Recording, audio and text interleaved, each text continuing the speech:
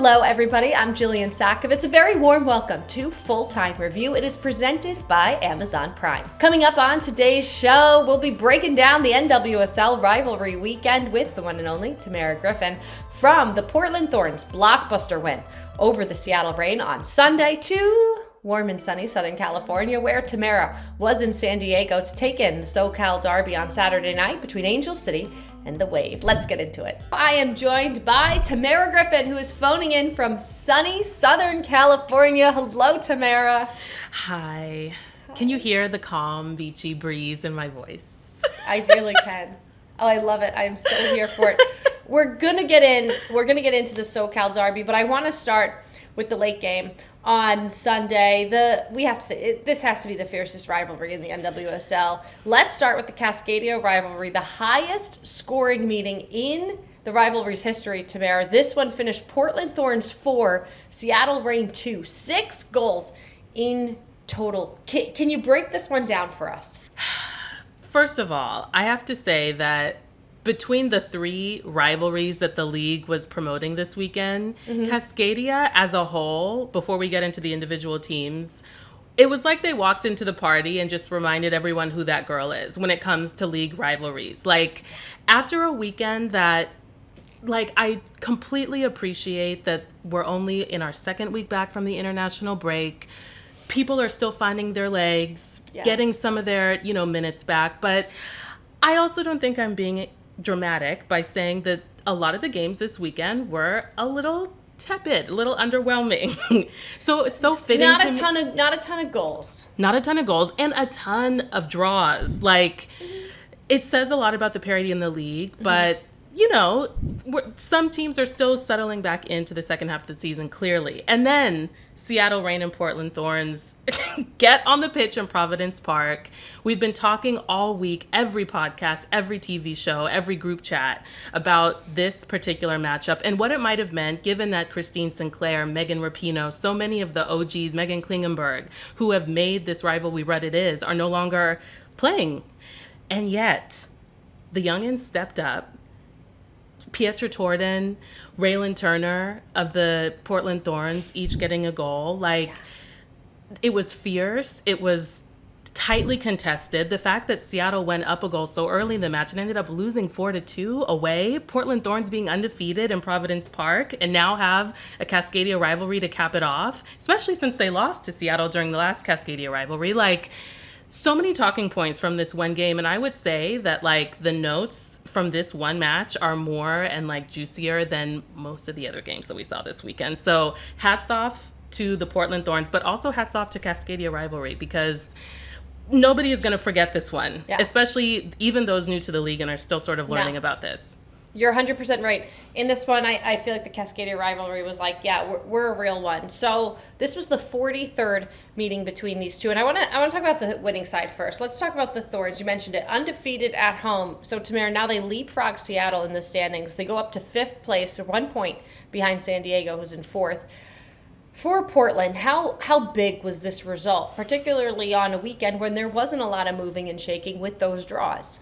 Truly. I mean, I just mentioned that the last time these two teams met in the Cascadia rivalry in Seattle, Portland lost. Then you even look at last weekend when they played the Washington Spirit, and unfortunately for them, that was also the game that Trinity Rodman came back and reminded everyone that she's that girl too. They lost in stoppage time in the second half. So that's two different kinds of heartbreaks that the Portland Thorns, I think, have been sort of metabolizing. And for me, in addition to everything that you said about what it meant for them and their placement in the NWSL table, I think from a confidence standpoint, this game carried the strength of maybe 5 other regular season games, because you're getting younger players on the board. The performances were fantastic. They looked together. Clearly, they were boosted by the crowd energy. And this, to me, is the kind of game that can carry a team forward for at least the next handful, just based on what they were able to accomplish with this win. We'll talk about Seattle in a minute, but I do want to point out the fact not only were there 6 goals, but there was 6 different goal scorers. So who kind of won the game for you? I have to go with the first name that rose to the surface of my mind when you asked that question, Rayan Turner of the Portland Thorns. She was all over the pitch. Honorable mention to Reina Reyes, who I'll get to in a second, but Rayan Turner, for her to draw a penalty early on in the game when they were already down a goal, that I think was what started to turn the tide for the Thorns. And then to get a goal herself afterwards, she was fierce, she was focused. I think she is sort of like in the process of reaching a new level to her game. We know that she has a lot of pace. She loves to be on the ball. She has a really intelligent movement, I think. And I want to believe that the more time she spends being able to build a partnership with players like Pietra Torden, and even, connecting more with Sam Coffey, Hina Sugita in the midfield, Olivia Moultrie, I can see the beginnings of something really special. And I think for her to have had the performance that she had in a game like this, when the stakes are what they are, shows not only that she can handle the heat, she probably wants the heat even more now, because for a young player to do that well in a Cascadia rivalry, that doesn't leave you anytime soon. So I'm sure she got many flowers after the game, but I've got to give her some more too. Yeah, and to your point, Tamara, about that, this was just it was the game of the weekend for sure. There was 21,811 people at Providence Park. That's the highest attendance in the NWSL so far this season. So there are a lot of people on hand to see this one. Before we move on, let's talk about the Seattle Reign. This is a side that only had one loss away from home all season, third best defensive record in the NWSL. And then they get scored on 4 times. What do you think this one came down to? Sometimes I forget that Jordan Bugg is still a teenager. I think that the performance that she had is extremely normal, no matter the age of a player. Sometimes you're just not on, but it also made me realize how much Seattle loses when she is not, playing her A game. Lou Barnes is still coming back from an injury, and they didn't start with her. She, of course, is a veteran who's very familiar with these high-stakes, intense Cascadia rivalries. Sofia Huerta, I think, even though she is a longtime Seattle player, she's just, also making her way back into the club, a very different club than the one she left when she went on loan to Lyon. So I think defensively there was a lot of newness. These players are still getting used to playing with each other. And I do think that once Portland sensed that blood in the water, so to speak, they just became pretty relentless. And I think they looked uncharacteristically overwhelmed, I would say, Seattle's defense. Okay. That's fair. I want to move on to the game that you were at. So let's head all the way south down the Pacific Coast to San Diego.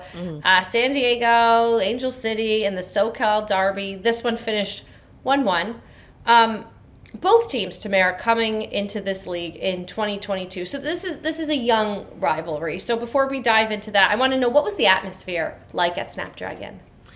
So as a California native, though, Northern California, so I consider myself still a neutral in this SoCal rivalry. But as a California native, I know that San Diego is a huge soccer hub within the state, and I would say across the country too, beginning with the youth level. And so I was not surprised to see how many people had shown up for the game. Not only San Diego natives, many of whom I spoke to and saw rocking San Diego wave gear, but of course people who were driving down from LA, which is only, I'm assuming, even with traffic, maybe at most 2.5 hours moderate SoCal traffic. So definitely a commitment. And people were in good spirits. One thing that I think is increasingly becoming really cool to see at big NWSL matches like this one is just the diversity of the crowd. There were families, there were millennials like me who were just, hanging out with friends. There were Gen Z kids, like people bringing their elder, like relatives, and everyone in between. So it was definitely hoppin'. I do think that San Diego fans have been taking advantage of the amazing color palette that is now the crest allows for. So visually it was also pretty stunning because it was a 7 p.m. local time kickoff. The sun was setting over Snapdragon Stadium and just illuminating all of these sunset colors in the sky and on the pitch. So it was a really, really nice vibe. Beautiful, beautiful. Also good attendance in this one, 15,838 at the SoCal Derby, which is the second highest wave attendance of the season, just behind their home opener.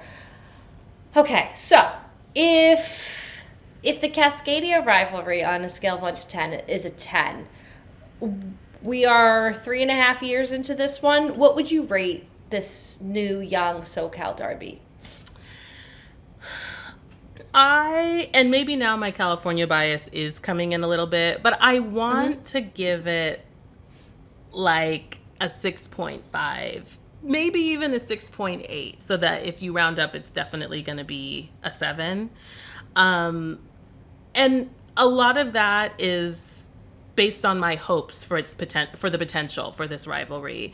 I have said a few times, and I will stand by it, that I think for these two teams, the next step in their rivalry relationship is to meet each other in the playoffs, because I think about what that meant for, I know we're going to talk about the Gotham Spirit game this weekend as well, which has also been framed as an East Coast rivalry. But that semifinal last season added like another chapter to the lore between those two teams, and that hasn't happened yet for the Wave in Angel City.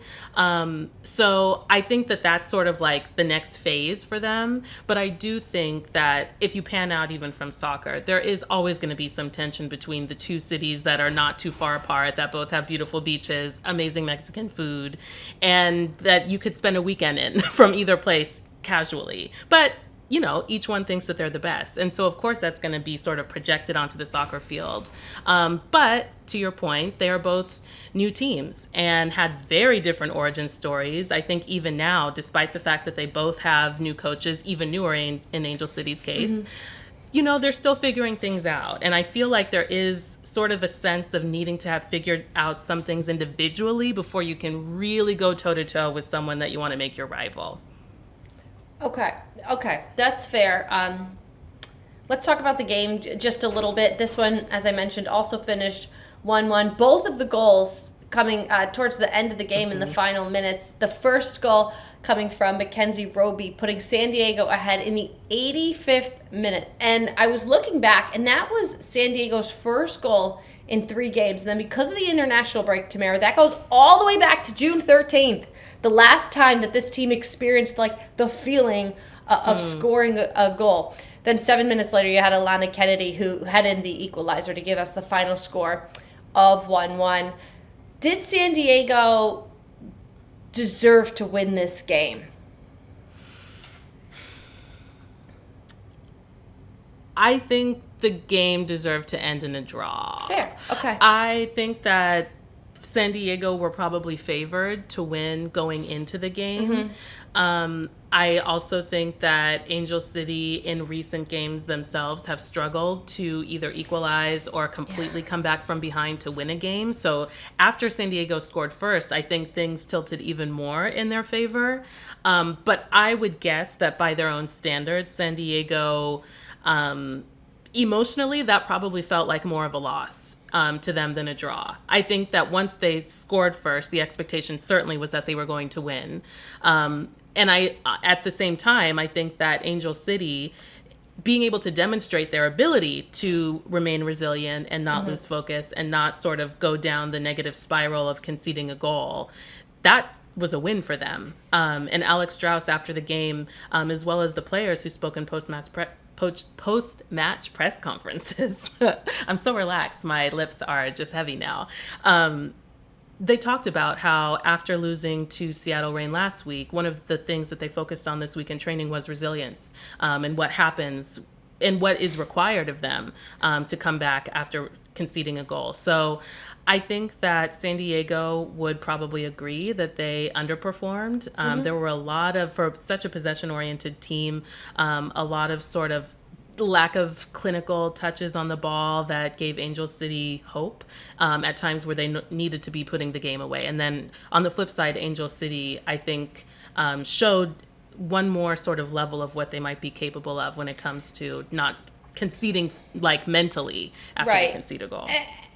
And that's good that they can see that, but it doesn't change the fact that this is an Angel City side now that has not won a game in 7, and they haven't won under their new head coach in Alex Strauss, still 0-3 and 2. So you know that has to be itching at them. All right, let's put a bow on that one, and let's go out to the East Coast. Elsewhere, riveting result between Gotham and the Washington Spirit that finished 0-0. But we're not talking about this one because of the scoreline. What was noteworthy, though, Tamara, was what went down in the 30th minute. Jace issued a straight red after a tackle was deemed violent conduct. What was your reaction to this one? It was an injustice for me. I mean, first of all, I'm no ref. I have not taken a ref training. I was not interested in it as a kid, and that did not change as I got older. I could definitely benefit from a couple, coffee dates with that rule book, but I was watching that game closely down that particular flank between Jace and Gabby Carl of the Washington Spirit, and they had been going at it. And the little that I do know about the intricacies of these rules is that provides context. And so when that contact happened, yes, I mean, it did not look great on replay. It is so unfortunate to me that it was a straight red. I think a yellow card would have been plenty sufficient, but because that was not awarded initially, when VAR check happened, the only option was nothing or a red, and it deserves something. I will never be able to wrap my mind around the fact or really fully accept that it was deserving of a red. But that, of course, changed the tenor of the game. And I find it so fascinating, especially in the context of a rivalry between these two teams, that this is the third game in 4 league meetings between Gotham and Spirit that Gotham has gotten a red card, which is bizarre. And I mean, I guess adds texture to the lore between them.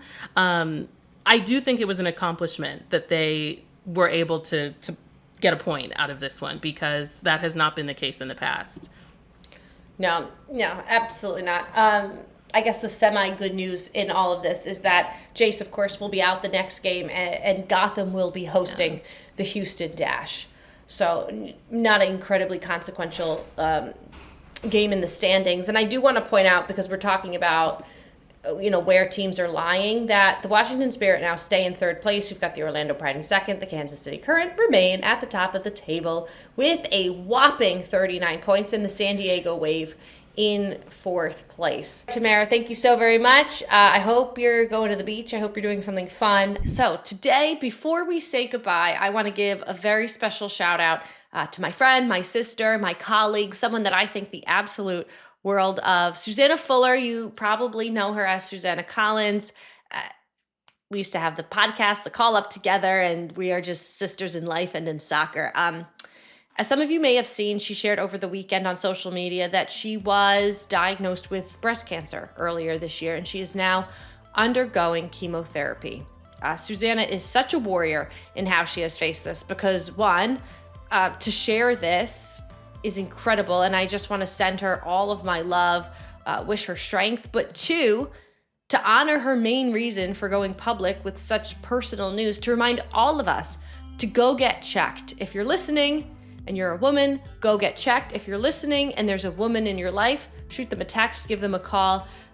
September is Breast Cancer Awareness Month, and that's coming up, but this is a message that we need to be beating this drum all year long. So send that out. Send all the nudges, all the reminders, and let's just look out for each other. Susanna, you are the best. I love you, and I am sending you the biggest hug to Knoxville, Tennessee. And finally, in case you didn't know, The Athletic has partnered with Yahoo Sports to provide free best-in-class coverage of women's sports. That's right. Go check out the Women's Sports Hub at sports.yahoo.com/women-sports. I'm Jillian Sakovits. Thank you so very much, as always, for listening to Full-Time Review. It's a blast to be back. Full-Time does not happen without our incredible producer, Theo Lloyd Hughes, our video producer, Leah Griffin, and our executive producer, Emily Olson.